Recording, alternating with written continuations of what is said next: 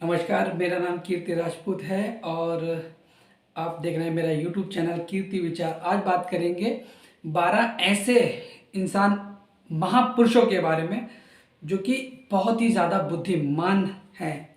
अगर मैं कहूँ तो उनका क्रम वाइज बता पाना तो मेरा नहीं, किसी की भी बस की बात नहीं है कि उन्हें क्रम में कैसे रखा जाए, लेकिन फिर भी मैं कोशिश करूँगा कि उनको किस तरीके से बताया जाए। तो सबसे ऊपर की बात करता हूँ, मैं स्टार्ट करता हूँ नंबर 13 से। तो वो हैं हमारे भारत के प्रधानमंत्री नरेंद्र दामोदर दास मोदी। जी हाँ, उन्हें अगर बात की जाए बुद्धिमत्ता की तो उन्होंने कहाँ से अपनी जर्नी स्टार्ट करी और कहाँ आज हैं वो। तो कहा जा सकता है कि वो अपने सर्व शक्तिमान कहें या बुद्धिमान कहें उनको, जो उन्होंने अपने विवेक का इस्तेमाल करके आज वो उस मुकाम पर हैं। एक चाय बेचने वाले से लेकर और आज भारत के यशस्वी प्रधानमंत्री ही नहीं, दुनिया के सबसे बड़े नेताओं में शुमार, सर्वश्रेष्ठ नेताओं का खिताब है, नेताओं के अध्यक्ष हैं वो। तो कह सकते हैं कि उनके पास बुद्धिमत्ता की कोई भी कमी नहीं है। तो उनमें 13वें नंबर पे आते हैं हमारे प्रधानमंत्री नरेंद्र दामोदर दास मोदी।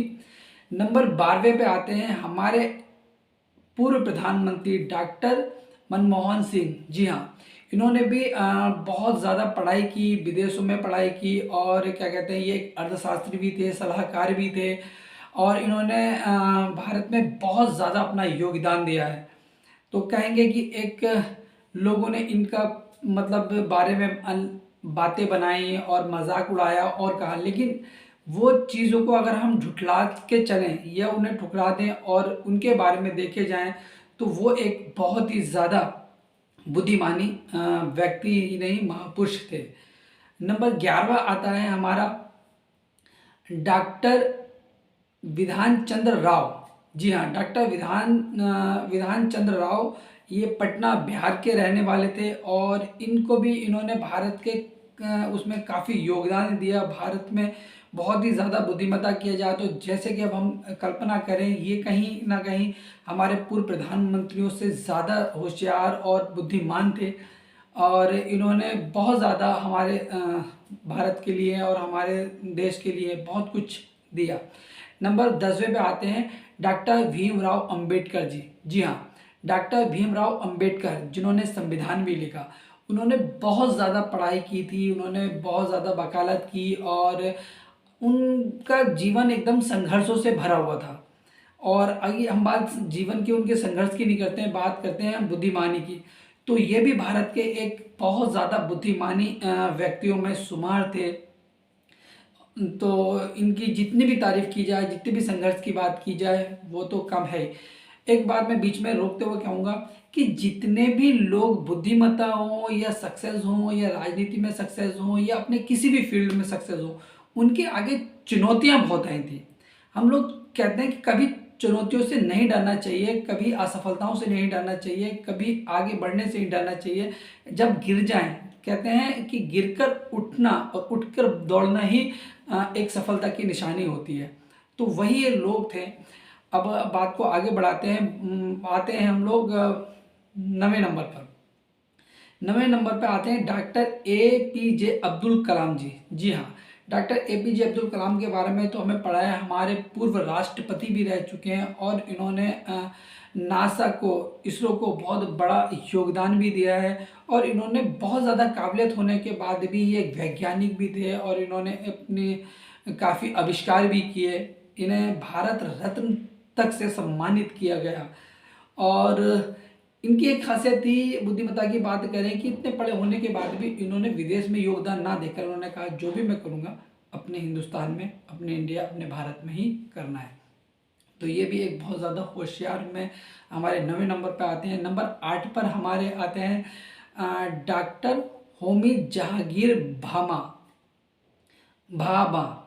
ये इनका जन्म जो है 1909 में हुआ था और ये इन्होंने हमारे क्या कहते हैं भारत के लिए बहुत ज़्यादा योगदान किया। ये भी एक भारत के नागरिक थे और बहुत ज़्यादा बुद्धिमान व्यक्तियों में शुमार थे। नंबर 7 आता है डॉक्टर सुब्रमण्यम चंद्रशेखर। इनका जन्म 1910 में हुआ था लाहौर में। तो ये भी एक बहुत ज़्यादा बुद्धिमान, कहेंगे बात हम बुद्धिमानों की कर रहे हैं तो बुद्धिमानों की गिनती में आते हैं कहीं ना कहीं। और इन्होंने हमारे समाज को, हमारे विज्ञान को, हमारे जो कह सकते हैं कि जो देने लायक हमारे भारत को था, उन्होंने इस चीज़ को दिया। नंबर 6 पे आते हैं श्रीनिवास रामानुज। इनका नाम तो शायद मैं मानता हूँ हर गणित जो पढ़ी है या जिसने हाई स्कूल 9th तक पढ़ाई की है, 8th तक पढ़ाई की है, वो इनको जानता होगा। श्रीनिवास रामानुज ये एक गणितज्ञ थे।